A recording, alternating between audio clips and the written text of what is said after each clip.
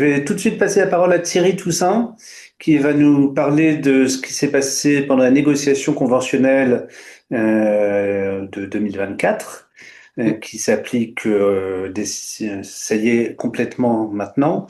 Et puis ensuite, nous parlerons du PLFSS et des motifs de conflit actuels. À toi, Thierry. Oui, merci. Bonsoir, bonsoir à tous. Alors, je voulais vous faire un bref retour sur les négociations conventionnelles avec l'idée que le mouvement de grève actuel s'inscrit quand même malheureusement dans une continuité. Parce que si on regarde se dérouler, on note quand même déjà à l'époque des éléments présents aujourd'hui.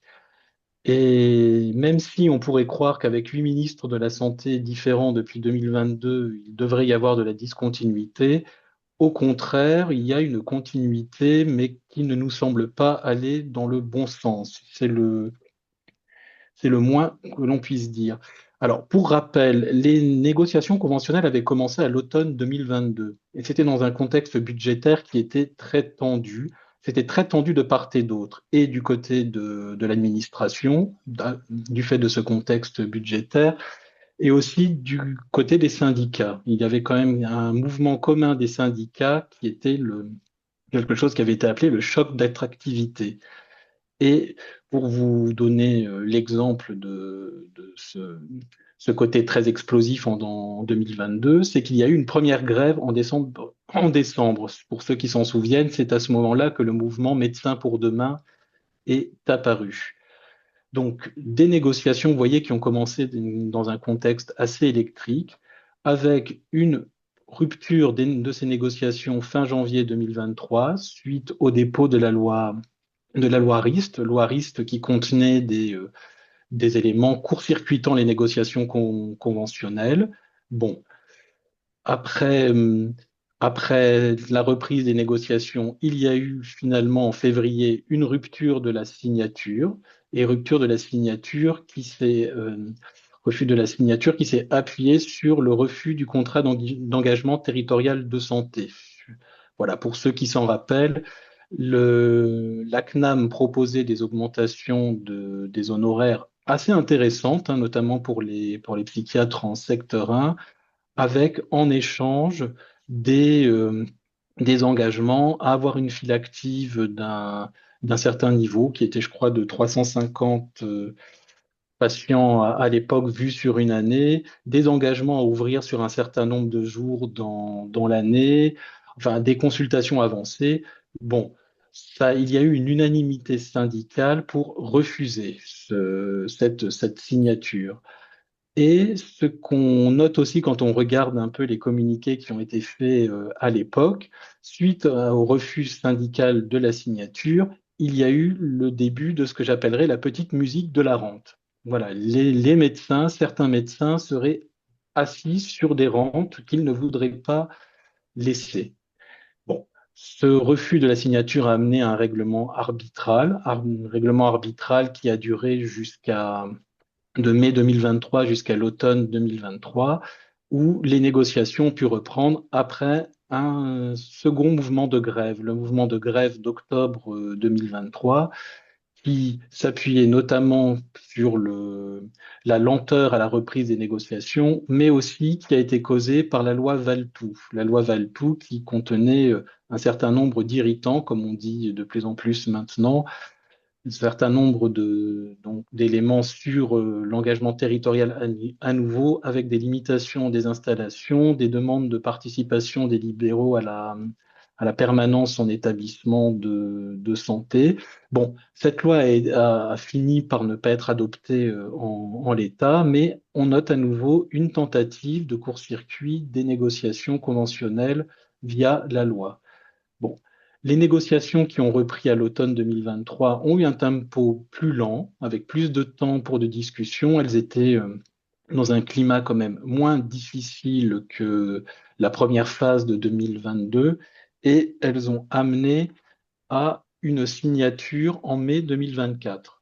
Bon, qu'est-ce qui nous a poussé à l'époque à signer cette convention? Bon, c'est qu'elle permettait quand même un certain nombre d'avancées de la valeur de l'acte, notamment pour les secteurs 1 et les secteurs 2 en Optam, même si nous n'étions pas dupes du fait qu'elle permettait à peine un rattrapage de l'inflation.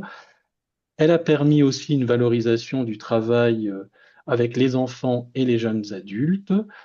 Voilà, mais par contre, elle a eu aussi son lot de grandes frustrations. Il n'y a rien eu pour la psychiatrie de la personne âgée, pas de revalorisation de la visite à domicile, pas de revalorisation, pardon, de la télé, du tarif de l'acte en téléconsultation. Bon, c'est vrai on souhaiterait qu'il soit quand même aligné sur la valeur de l'acte en présentiel, mais il y a eu une opposition de la caisse à cela, avec certainement l'idée que le risque serait que nous ne faisions que cela, voilà, qu'on se crée une nouvelle rente. Bon, mais malgré tout cela, la signature nous a semblé plus raisonnable par rapport à la poursuite du règlement arbitral, sachant que, contrairement à ce que l'on pourrait penser, la signature de la convention ne signifie pas la fin de la discussion en tant que telle. Il y a toujours des avenants qui sont, qui sont possibles et cette signature n'était, pardon, pour nous que le début de quelque chose d'autre, en tout cas le début de nouvelles phases de négociation. Surtout que les discussions sur les actes, la CCAM, sont toujours en cours. Bon, que retenir un peu de cela, de toute cette évolution? Ben, malheureusement, un certain pessimisme, parce que ce que l'on peut noter quand même, c'est que deux parlementaires qui ont tenté de court-circuiter la convention via la loi, à savoir Stéphanie Rist et Frédéric Valletoux, sont devenus tous les deux ministres. Je trouve que ce n'est pas un message très positif adressé à la profession. Et d'ailleurs, dès l'automne 2024, il y avait eu des nouveaux signaux d'alerte avec cette idée de la hausse du ticket modérateur uniquement décidée par décret. Donc, depuis, nous sommes dans la situation actuelle bon, qu'Elie va développer dans un instant. Ce qu'on note quand même, c'est que depuis ces négociations conventionnelles, l'idée de rente est apparue et je trouve qu'elle a quand même du succès dans les éléments de langage et de l'administration et des ministres. Et ça, je crois que c'est quelque chose qui doit nous mettre en colère. Nous ne sommes pas des rentiers. Et en plus, qu'on note quand même, c'est qu'il y a trois mouvements de grève de grande ampleur en 3 ans, c'est beaucoup. Voilà, je ne crois pas je ne sais pas s'il y a eu une telle répétition historiquement. Et l'impression quand même qu'on peut retenir, c'est que moi, en tout cas, pour avoir été secrétaire général au moment des négociations conventionnelles, c'est que ça donne l'impression que le relâchement est impossible. Il faut que nous ayons, en tout cas, de la vigilance partout, et au niveau de l'assurance maladie, et au niveau du Parlement. Donc, ça met quand même la profession beaucoup en pression.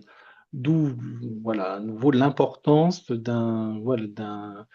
de syndicats qui puissent avoir les moyens de se tenir informés, qui puissent avoir les moyens aussi de, de communiquer avec les ministères, communiquer avec l'administration, en tout cas de faire valoir leurs arguments, de faire valoir aussi l'intérêt du métier.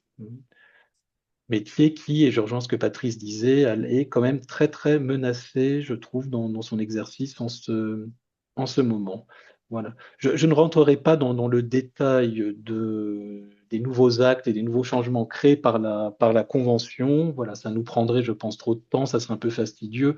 Et les adhérents ont de toute façon accès au tableau que nous avons fait dans leur espace sur le site. Voilà, je vous remercie.